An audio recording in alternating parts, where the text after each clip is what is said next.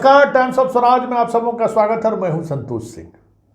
और आज हम टाइम्स ऑफ स्वराज में बात कर रहे हैं सिपाही बहाली की परीक्षा में जो प्रश्न पत्र लीक हुआ था और उस मामले में आयोग के अध्यक्ष माननीय सिंघल साहब जिस खबर का खंडन कर रहे थे, जिस बात को लेकर वो बार बार कह रहे थे कि ऐसा हो ही नहीं सकता, वो प्रश्न पत्र का उत्तर था ही नहीं।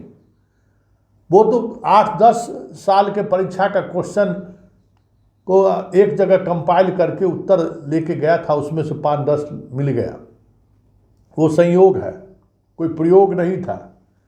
लेकिन सिंघल साहब अब तो वो समझ में आ रहा है कि वो प्रयोग है और वो सारे के सारे सवाल के जो जवाब लिख कर लोग गए थे, परीक्षार्थी गए थे, वही सवाल था आपका। क्यों आप इसको डिनाई कर रहे थे? ज़रा एक बार फिर हम अपने दर्शकों को सिंघल का वो बाइट सुनाते हैं जिसमें वो कह रहे हैं कि पटना के कंकड़बाग थाना क्षेत्र के जिस सेंटर से परीक्षा के अंतिम समय में गिरफ्तारी की बात सामने आई थी, उसके पास से जो प्रश्न पत्र का उत्तर मिला था, प्रश्न पत्र नहीं मिला था, उत्तर मिला था, वो उस उत्तर में 5-10 क्वेश्चन सही, तुक्का भी लग सकता है, उस समय भी वो डिनाई कर रहे थे। और अब जब पटना पुलिस ने उस सेंटर से गिरफ्तार छात्रों के पूछताछ के बाद जिस नेक्सस को उन्होंने उजागर किया है, वो नेक्सस बता रहा है कि वो सारे के सारे परीक्षार्थियों के पास एक दिन पहले ही प्रश्न पत्र के उत्तर मिल चुके थे। और इस खेल में नालंदा, गया, दरभंगा, छपरा, सिवान, सहरसा सहित 10 जिलों में तैनात पुलिसकर्मी जो अभी हाल ही में बहाल होकर नौकरी में गए, 2018 बैच का ये सब, ये सारे लोग इस रैकेट में शामिल थे। मतलब ये लोग भी परीक्षा, जो अपना परीक्षा पास करके सिपाही बने थे, उसमें इस रैकेट के सहारे वो भी परीक्षा पास हुए थे।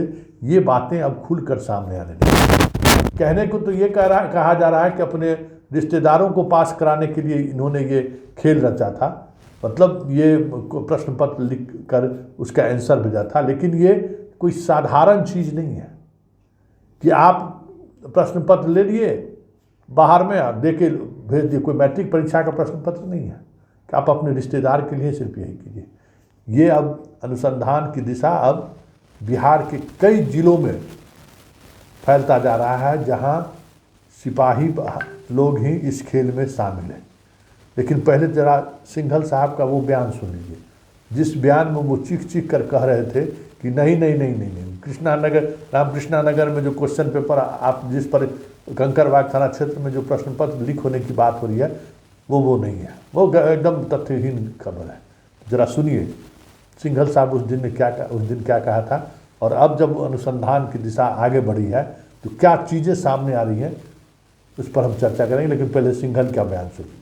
हमारी जो व्यवस्था है उस व्यवस्था के अनुरूप क्वेश्चन हमारा कहीं पर कोई लीक नहीं हुआ है, क्वेश्चन जो पेपर। और दूसरा, उसके अंदर इतनी सारी सीरीज है जिसके बारे में किसी को पता नहीं, वो हम बता भी नहीं सकते हैं। तो वो क्वेश्चन जो इसलिए लोगों ने क्वेश्चन को मिला ही नहीं, वो तो जो भी मिला उत्तर अपने अंदाजे पे सब लिख के रखे हुए हैं। और जो हमारी पहली पाली है वो 10 बजे से 12 बजे की पाली थी। 10 बजे से पहले कहीं कोई सुगबुगाहट नहीं थी। इसी तरह जो दूसरी पाली है वो 3 से 5 बजे के बीच में थी, उसमें भी कोई सुगबुगाहट नहीं। जो ये कंकड़बाग वाला केस है, ये 4:30 बजे के बाद में जब ये पकड़े गए लड़के तो रिपोर्ट हुआ है। तो मेरा कुल मिला के ये कहना है कि हमारा जो प्रोसेस है वो बिल्कुल साफ सुथरा और विश्वसनीय बिल्कुल प्रोसेस है। और सिंघल का बयान सुन लीजिए। सिंघल का एक और बयान सुन लीजिए, वो भी दिलचस्प है, क्योंकि कहीं न कहीं अब जांच का फोकस सिंघल के दरवाजे तक पहुंच गया है। और स्वाभाविक है, सिंघल जहां रहेगा वहां सब कुछ मुमकिन है, क्योंकि इनका तो चाल चरित्र चेहरा कई मौके पर उजागर हो चुका है। इनको कोई भी बेवकूफ़ बना सकता है। हाईकोर्ट का चीफ जस्टिस का फ़ोन करके बेवकूफ़ बना देता है। हो सकता है कि कोई मुख्यमंत्री कह के इनसे प्रश्न पत्र ही ले लिया हो, कुछ भी हो सकता है। तो जरा पहले सुनिए ये किस तरीके से कह रहे थे कि हमारी जैमर की फुल प्रूफ व्यवस्था था, सवाल ही नहीं होता है वहाँ घुस जाना। जरा सुन लीजिए और क्या हुआ है वो भी हम आपको बताएंगे। देखिए, सबसे पहले 2 बड़े काम जो है किसी भी रिक्रूटमेंट एजेंसी को करने चाहिए और करने पड़ते भी। पहला है कि किसी तरह से इम्पर्सनेशन का केस नहीं। दूसरा है कोई इलेक्ट्रॉनिक सिग्नल का आदान प्रदान ना हो। तो हम लोगों का जो इलेक्ट्रॉनिक सिग्नल का पहले मैं जवाब दे रहा हूँ, दुनिया भर के हमारे सब सेंटर में सब जैमर्स लगे हैं, टॉयलेट वगैरह में सब में जैमर लगा रखे हैं। तो इसीलिए कहीं पर कोई भी कल की पूरी दिन कोई इलेक्ट्रॉनिक सिग्नल की वजह से कोई सूचना का आदान प्रदान हो गया हो सेंटर के अंदर, ऐसा कोई केस नहीं है। तो आपने सुन लिया, अब जरा सोचिए कि सिंघल साहब किस तरीके से कह रहे थे और अब जांच में क्या चीज़ें सामने आ रही हैं कि प्रश्न पत्र पहले ही 1 दिन पहले ही बाहर आ चुका था। परीक्षा के दौरान तो छोड़िए, 1 दिन पहले ही बाहर आ चुका था। और जो प्रश्न पत्र के उत्तर पटना के पुलिस ने जब्त किया था, बरामदगी की थी, जिसमें गिरफ्तारी हुई थी, वो सारे के सारे प्रश्न पत्र वैसे ही हैं जो परीक्षा में पूछे गए हैं।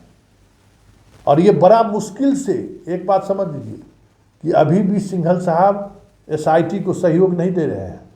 एसआईटी लगातार उनसे जिन तथ्यों के बारे में सवाल कर रहा है, जिन 12 सवालों का जवाब एसआईटी आयोग से चाह रही है, उन सवालों का जवाब वो आज भी नहीं दे रहे हैं। उसमें सबसे महत्वपूर्ण सवाल ये है कि क्वेश्चन प्रश्न पत्र किस कोड और डिकोड के आधार पर आपने परीक्षा केंद्रों पर बांटा है, कोई जवाब नहीं है इनके पास। प्रश्न पत्र का कैसे पहुंचाया गया था परीक्षा सेंटरों पर, उसकी क्या व्यवस्था की गई थी, कोई जवाब इनके पास नहीं है। मतलब संतुष्ट करने वाला जवाब नहीं है, सहयोग नहीं है। इस एसआईटी में एक पुलिस अधिकारी ऐसे भी हैं जो आयोग के सदस्य भी हैं। हालांकि आयोग ने कभी भी अपने सदस्य की बैठक नहीं बुलाई। परीक्षा कैसे कदाचार मुक्त हो, प्रश्न पत्र के मामले में क्या सख्ती बरता जाए, कई वर्तमान में जो आईपीएस अधिकारी हैं वो उनके सदस्य, लेकिन इन्होंने कभी उन सदस्यों को मीटिंग में नहीं बुलाई। और उस जांच एसआईटी टीम का हेड वही है। जी हाँ, पटना के पूर्व एसएसपी और आर्थिक अपराध इकाई के जो डीआईजी हैं मनजीत सिंह ढिल्लों, वही इस केस की जांच के लिए एसआईटी गठित हुई है, उसके चीफ भी हैं और वो आयोग के वो सदस्य भी हैं। ये चीज़ें बहुत सारी चीज़ें को स्पष्ट करती है कि आयोग के सदस्य को ही एसआईटी का चीफ बनाया गया है और उस आयोग के सदस्य को कभी भी सिंघल साहब बैठक में नहीं बुलाए कि कैसे हम तैयारी कर रहे हैं। तो उनके जितने दावे हैं वो दावे धीरे धीरे खारिज हो रही है। पटना पुलिस ने तो ये साबित कर दिया है कि किस तरीके से नालंदा, गया, नवादा सहित कई जिलों की पुलिस के व्हाट्सएप ग्रुप के माध्यम से प्रश्न का उत्तर पहुंचाया गया है। हाँ, ये अलग बात है कि सवाल का जवाब भेजा गया है। तो भाई, सवाल का जवाब इसलिए भेजा गया कि प्रश्न आपका बाहर है। सिंघल यही तर्क देते हैं ना कि किसी के पास से प्रश्न नहीं निकला। अरे इस प्रश्न कैसे निकलेगा? दरभंगा में एक अधिकारी भी रेडार पर है, उस अधिकारी के मोबाइल से भी चीज़ें डिस्ट्रीब्यूट हुई है। मतलब पूरा नेटवर्क, जिस नेटवर्क के पीछे पूरी पुलिस पड़ी हुई थी। देखिए, ये जितने लोग चीफ वाले लोग गिरफ्तार हुए थे, जिनको वॉकी टॉकी दिया गया था, जो जिन माध्यम से उनके जो मेन जहाँ से इनको ट्रांसमिट किया जाता है आंसर, उन तमाम लोगों के पास क्वेश्चन पहुँच चुका था पहले ही। उस क्वेश्चन का उन्होंने हल भी निकाल लिया था, मतलब उसको बना के आंसर सिर्फ लोगों को बताना था। तो जो उसमें कुछ तेज तरार थे, वॉकी टॉकी का इस्तेमाल नहीं किए, वो प्रश्न पत्र को ही रट गए। स्वाभाविक तौर पर भाई 100 को सवाल को रट जाना है, आप सिपाही बनना तय है, तो वो सवाल का जवाब ही रट के। बहुत सारे लड़के ऐसे गए हैं जो सवाल रट के चले गए, क्योंकि भाई ABCD कोई आपको क्वेश्चन मिले, क्वेश्चन तो वही है, सीरियली में जो भी अंतर हो। तो ऐसे हजारों स्टूडेंट, एक दो नहीं है, हजारों स्टूडेंट जिनको प्रश्न पत्र पहले मिल चुका था और वो प्रश्न पत्र का हल जो उनको मिला उसको याद करके, क्यों ऑब्जेक्टिव परीक्षा था, वो हॉल के अंदर गए थे, जो याद करने की स्थिति में नहीं थे या जिन्हें लेट क्वेश्चन मिला, अंत में देखिए 5 लाख 6 लाख से जो है ये डाक शुरू हुआ। पहले फेज में 6 लाख 7 लाख रुपया जिन्होंने दिया उनको 24 घंटा पहले क्वेश्चन मुहैया करा दिया गया विथ आंसर कि आप याद कर लीजिए। और आप जो याद, और हर देखिए जिन जिन लोगों को प्रश्न पत्र मुहैया कराया गया विथ आंसर, सारे के मोबाइल और उनके 10th और 12th के सर्टिफिकेट कब्जा में कर लिया था। आंसर सहित दे रहे हैं, रूम से बाहर आप नहीं निकल सकते। वहाँ हर ऐसे लोगों के साथ एक उस गैंग का आदमी मौजूद था कि आप याद करिए, आप याद करिए।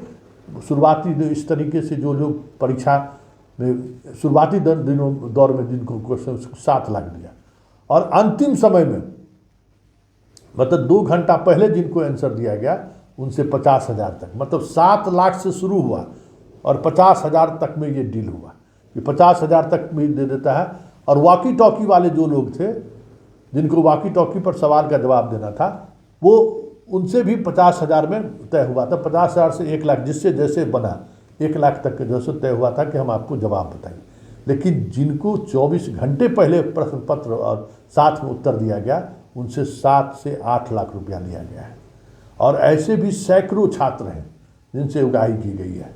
और कहीं न कहीं अब प्रश्न पत्र, ये बात सामने आ रही है कि प्रश्न पत्र आयोग के दफ्तर से ही लीक हुई है।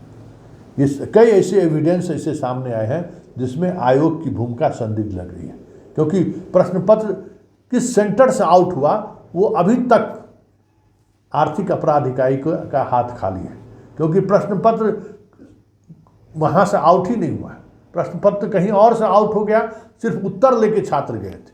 अब देखना यह है इस मामले में आर्थिक अपराध इकाई कितनी दूर तक पहुँचती है, सबकी नज़र है। और उम्मीद की जाती है आर्थिक अपराध इकाई में जो SIT गठित हुआ है, SIT में जिन अधिकारियों को जिम्मेवारी दी गई है वो सारे के सारे ऐसे अधिकारी हैं जिनसे छात्र उम्मीद कर सकते हैं कि कार्रवाई होगी।